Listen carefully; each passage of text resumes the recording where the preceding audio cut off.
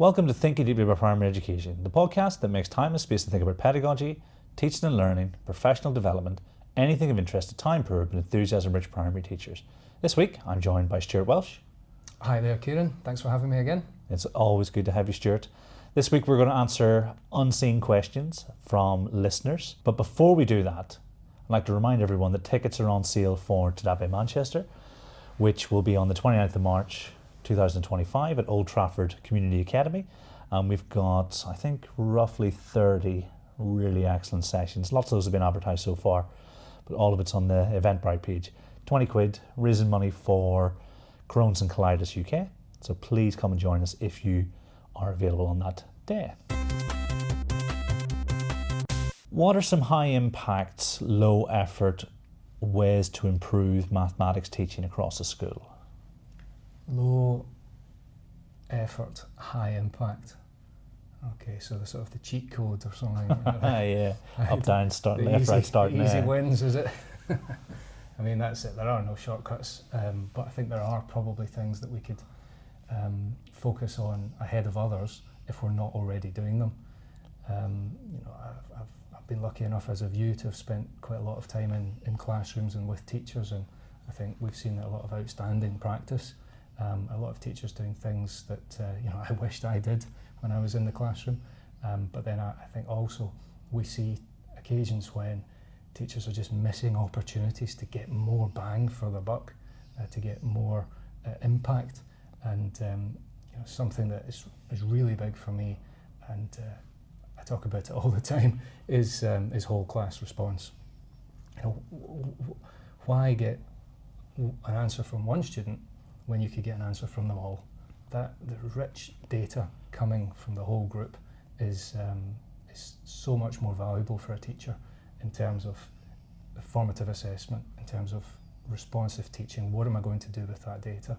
So I think really sort of high impact and it is low effort, is something like mini whiteboards for every child. Making sure that those are available, making sure you start building that into your teaching. So when you're questioning, instead of saying hands up who can tell me, or even worse than that, somebody shout out the answer, it's actually having that clear routine where we're saying, okay, we're moving to our mini whiteboards, I'm going to put a question on the board, I'm going to ask you a question, I want you to write it down, hover your board, 3, 2, 1, show me, that type of thing. Building in those routines, and then that is engaging all students, which, to answer, to really simply answer your question, get them all thinking more than they currently do. Increase I think Doug Lemov talks about the ratio, whatever it is, just the downtime. We want to minimise the downtime and have them all thinking. And so whole class response, there's no place to hide.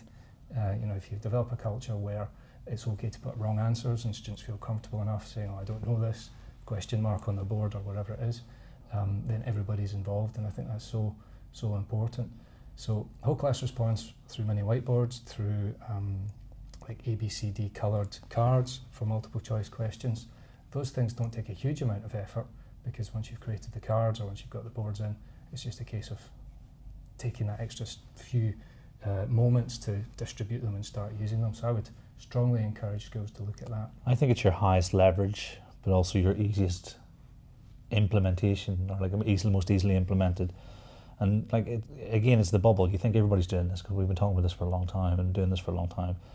But then when you see a class and not everyone's thinking, when the teacher's posing a question, you're like, well, there's so much time wasted. And it's wild. And you're like, oh my goodness, I'm living in this dream world where everybody has these routines down pat. But it's only like 5 things you've got to do there. What do you got to do? You've got to give them time.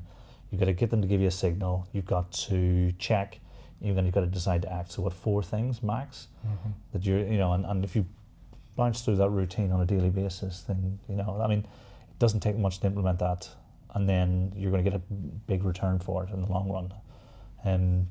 But that's the first thing. What else would you sort of focus attention on? So easy to implement, high impact strategy would be retrieval practice. Without a shadow of a doubt, that was the change that made the biggest impact to my students and to my teaching. Now, I have that secondary background, as you know, and so that meant that with the 5 classes that I taught, really to make it manageable, it would be a sort of weekly 10-question retrieval practice quiz. I'm not saying there wasn't retrieval going on during the lessons. I mean, essentially, every time you ask a question, you're using retrieval practice in a sense. But I found that even giving over 20 or 25 minutes of the Thursday or the Friday lesson, which you could argue that you should be instructing during that time, giving that time over to the retrieval practice had a huge impact on those students. The really performance went up really high, and that is not a lot of effort for you to do as a teacher. You know, you are going to have to prepare a quiz, let's be honest, but you're looking back at what you've taught over the last 4 weeks or 6 weeks or 8 weeks and pulling in questions. If you want to be super organised, you can track the topics you've asked when you've asked them, and if you want to be super organised, then when you're marking, you can maybe highlight the few questions that went wrong, the topics that weren't done so well as a group, and make sure you bring them in next week to that retrieval practice next week. It depends how deep down you want to go with that, but just giving them the retrieval quiz is really powerful.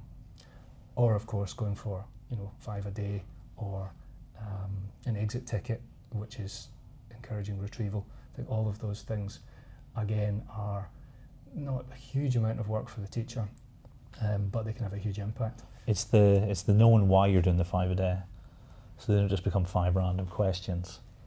It's understanding the simple model of memory and the new theory of disuse. Even no one's asking you to be like the world's foremost cognitive scientist, but if you've got a grasp of that stuff, then you can actually choose your questions really, really carefully. You think, oh yeah, I need to do this because of X, Y, and Z. So I think that's massive. If I can just add one thing on the 5 a day, or however you choose to do it, some people like the 4 quarters sort of retrieval grid, is don't make these questions so deep and involved that it takes students 20 minutes to do one of them. I think the important thing here is we're looking for a quick recall of knowledge. Now, when I talk about knowledge, I mean facts sometimes, so it could be a number bond. I also mean procedures that we've got kind of chunked in our memory. So maybe it is factorising a quadratic, for example, but what I don't want is a great big problem, that a horrible big standard deviation calculation or a quadratic formula or something that just bogs us down. It wants to be quick and snappy so that we can just check, is that knowledge there? But your point is really important, because there's not a huge amount of value in getting students to retrieve something that they've recently encountered anyway, because there hasn't been any real decay in the retrieval strength.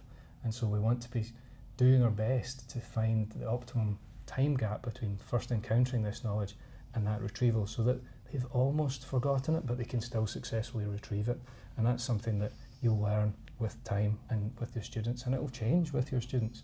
I've definitely had classes where all 4 questions would be on yesterday's lesson and nobody would remember much.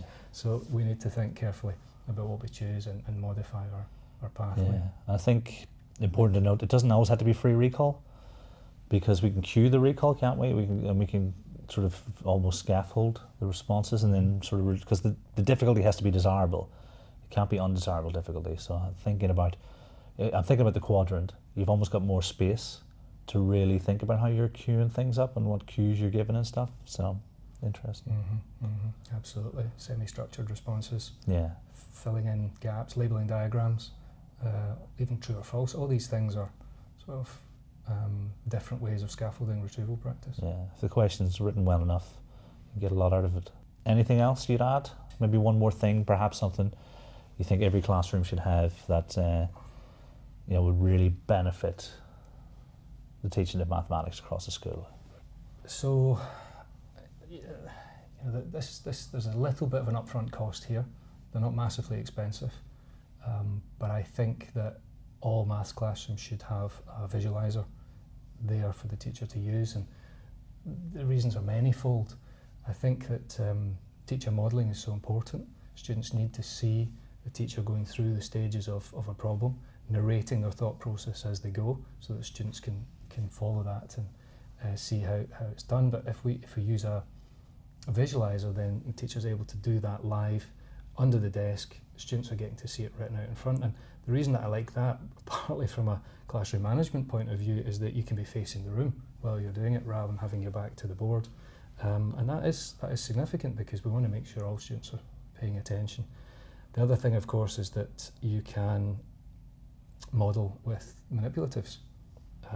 Again, bringing out Cuisenaire rods, bringing out double-sided counters, algebra tiles, and just doing those under the visualizer, it just shows students the same movements that they're expected to make themselves, rather than going to digital, maybe on the smartboard or projected on the screen. That's a solution, but there's something different, I think, when they're seeing it done live with the 3D objects.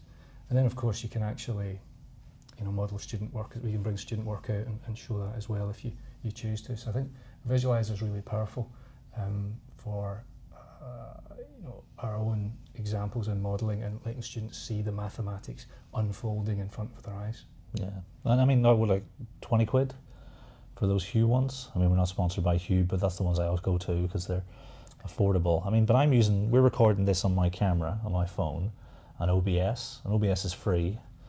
So you can make your own makeshift, with I'm thinking of a meter stick and some duct tape. Handmade visualizer. I'm sure that would work perfectly.